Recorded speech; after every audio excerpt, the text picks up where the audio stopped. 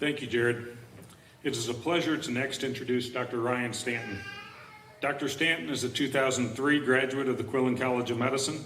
He moved to Johnson City from Atlanta, Georgia in 1985, growing up here, attending Science Hill High School, East Tennessee State University, and finally the Quillen College of Medicine.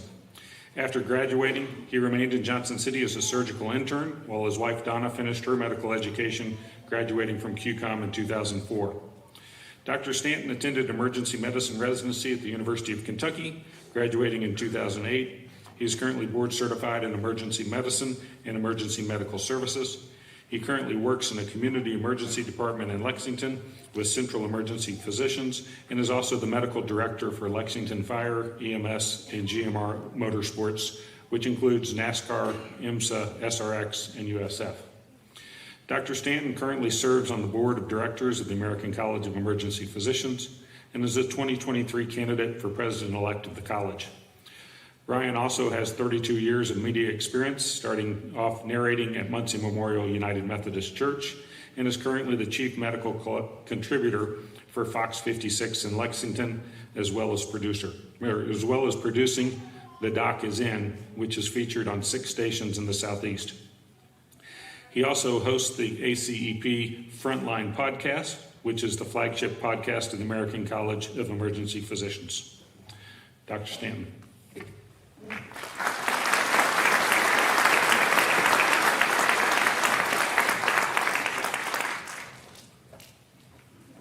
All right, everybody, back here, get ready.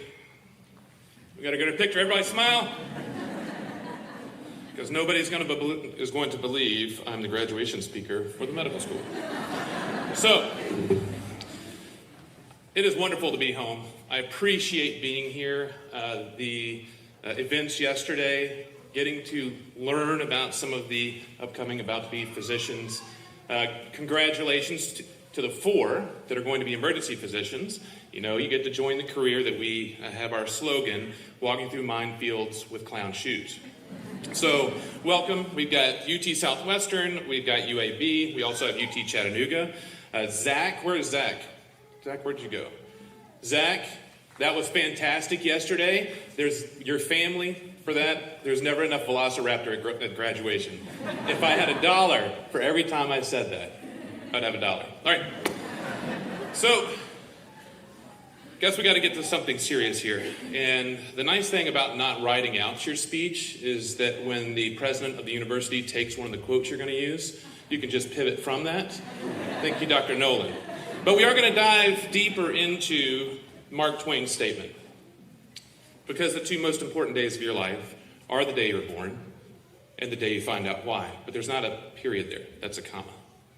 For you, this may be why you thought you were here, but it's not. This is just the beginning. So Gary Black, who's a preacher at the church I attend, he said, you don't hesitate from taking the first step just because you can't see the top step. You have a long way to go, and there is a lot that you're going to accomplish, and I hope you truly do find your why. So far, you've been in these programs that have these very tight guardrails. This is what we expect from you. This is how we expect you to do it. And you're going to do this, you're going to pass this class, or in my case, my physics honors, where I mastered C equals MD the entire way through school. And you work your way through. But now as you move on, your guardrails start to pull back a little bit. And you start to discover who you are and who you're going to be as a physician. We're not all the same. That's one of the beauties of your med school class. You get to see the differences in personalities. In fact, my wife, who's a 2004 graduate of QCOM, her sister went to medical school at the University of Cincinnati. And at their white coat ceremony at the beginning, we actually started naming the profession, the specialty that they were going to go into. We were 60% right for their entire class, based on how they presented themselves, how they walked, how they dressed, how they interacted. We picked 60% of the specialties they were going to go into. And this is where you really start to find who you are and what you're going to do with your career. Whether it's at bedside medicine, whether it's a clinic, whether it's in the OR, whether it's in the emergency department, whether it's on the top of the mountain, or whether it's fortunate like I am to be on the track. And that's the beauty of the talk today, is I have a hard stop because I have to make it to Kansas for the NASCAR race this weekend. So, as you pursue this, I want you to start thinking about, how am I going to build from here? How am I going to develop my career? I'm a firm believer that every single one of us is on this planet with a set of skills and a purpose. And sometimes you don't understand the purpose. In fact, when I go to bed at night, depending on which city I'm in at the time, I say my prayers, and one of them, the main thing, after saying I want to be a better husband, better father, and better physician, I say, you know what? Make sure to open the doors that need to be opened, close the doors that need to be closed, and if I'm not paying attention, kick me through it. Because I don't know when and where I'm supposed to be. The opportunities, the job I have now did not exist when I graduated from this medical school.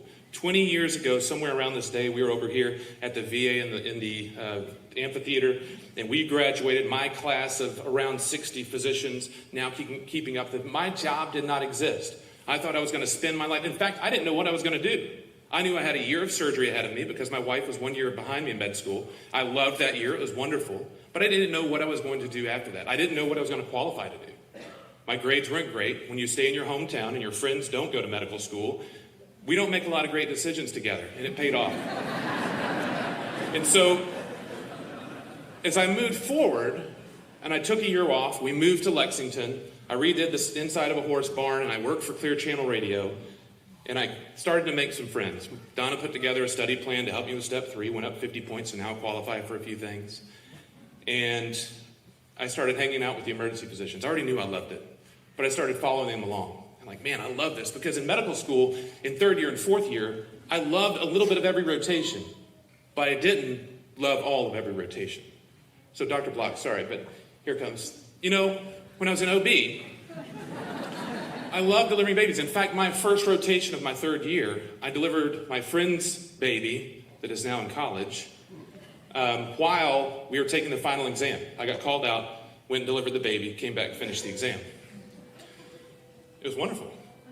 But then I got to the point, I was like, we're working. I said, let me guess, what's coming up? Oh, let me guess, another pregnant person, another baby. Okay. And so, all right, so the ADD is kicking in. And so I run through the other rotations. Loved surgery, hated rounding, hated clinic. Internal medicine, loved how deep we dig into things, but don't have the attention span. I cut off at sentence 3. Family medicine, let me guess, more hypertension and diabetes. And so, what is the career I could find? And I dove into emergency medicine. I'm like, I get 15 to 20 minutes with every single patient. That's it. And then I get to change, and I never know what's coming. I never know what my day is going to be, except during COVID when it was just COVID. But I don't know what's next. And so that's where I started to find my path and started to get into emergency medicine. But then I didn't know what was happening after that. I got a job at an inner city emergency department. I didn't like how they were treating EMS when they came in. So I started changing that. Next thing we know, 5 years later, I get a call to be the medical director for that same agency.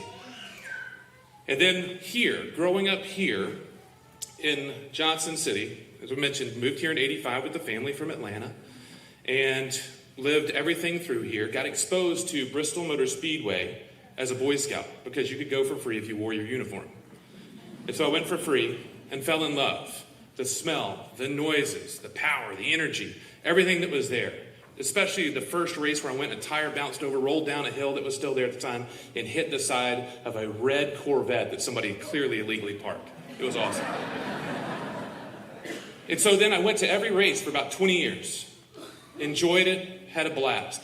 Thought when I moved to Kentucky that was it. But from that year of surgery, when I went to Kentucky and started residency, I could get a resident license. And because racing was not basketball, I got invited early to go to the track and start working. So my first paying gig was Kentucky Speedway, making $50 an hour as a physician, taking care of the fans. I did that for 8 to 12 years. Then, through our professional organization, I met Dr. Bobby Lewis, who was the medical director for Talladega Superspeedway.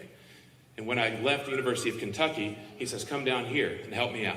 So I started working Talladega. Never left the track.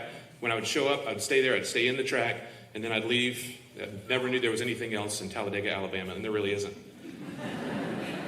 And then, all of a sudden, I get this call, this traveling safety team. And they'd say, hey, we hear you've got experience with these tracks. You've got 3 state licenses with Kentucky, Tennessee, and Alabama. And we'd like for you to be part of this team, potentially, and test out. And we did one race they invited me on. That was 7 years ago. Well, 6 years and a few months. and 3 years ago became the medical director for something I've loved. So now the sport that I grew up loving because of East Tennessee, I get to sit 15 to 20 feet from a track and watch these cars go by. And not only when they wreck do I get to see it, I get to go to the car and see how they're doing and let them cuss me and say words I didn't know existed. So finding your why is all about putting yourself in positions to succeed and building bridges, not burning them. Don't burn bridges, because you never know when that bridge is going to come back around, and you never know what opportunity that bridge is going to give you. It may be your why, and you don't want to look back across that chasm and see that why and miss it because you burned a bridge. So build relationships as you go.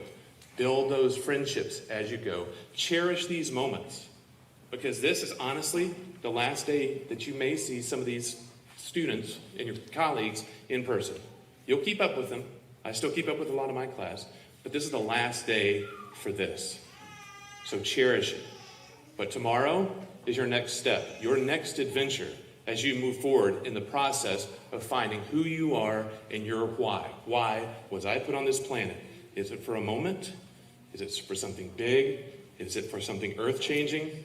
One of my favorite sayings that our preacher said is, you may not be able to change the world, but you can change somebody's world. And you're going to be able to do that every day. You're going to be there for people's hardest times, their best times, their worst times, and death is not always the worst outcome. You're not always there you're not a healer all the time. Sometimes you're there to help people transition. And so what is the impact you can have every moment with all of your patients? Because what you are, is what you represent, is an educator, a teacher of the human body. And you can help each and every one of your patients as they journey through their time. That's one reason I love emergency medicine. Every patient I'm seeing them on the worst day of their life. And what do I have in terms of an opportunity of helping them transition that? Information, education, comfort. Most important, though, is the information. People want to know why. We're naturally curious. And so I challenge you as you move forward in pursuing your why, of make sure that you're the person, that physician, that's sitting across the table, the chair, the bed from that patient, and that you help them through their healthcare journey. Because this school has given you an incredible foundation, an incredible foundation. The reason you're so successful, that your match was so successful, is because residency programs know what East Tennessee State University produces. The physicians that it puts out are ready to practice as soon as you come out, are going to succeed and make their programs better. And you're going to do that as a physician afterwards as well. So today, have a wonderful time. Enjoy your time with your family and friends. Give them hugs, give them thank yous, but most importantly, be ready as you move forward for that next chapter, and hopefully that open door that's going to change your life and find your why. Thank you.